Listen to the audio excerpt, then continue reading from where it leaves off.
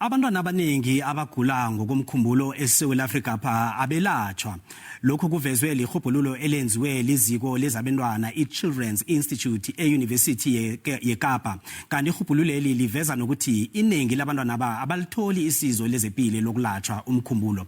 Izazi ziyelelisa bona abantwana bangagcina bazinikela entakamizweni bebangaragi kuhle nemfundweni zabo lokha nabangatjhejwako.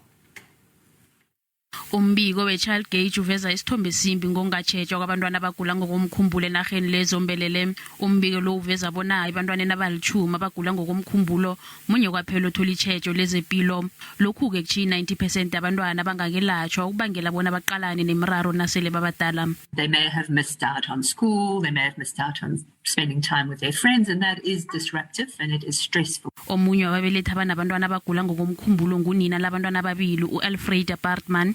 Uma lo unomntwana oneminyaka eli-12 obudala okwathiwa une-autism nakaneminyaka emihlanu. uBartman uthi ukuhlogisekelo kukwenza kube budisi ukuhlogomela umntwana wakhe. Just know that there's no medication for autism. The medication is just for the comorbidities like anxiety that comes with autism. So the doctor put her on Risperdal. But now she became a little bit aggressive.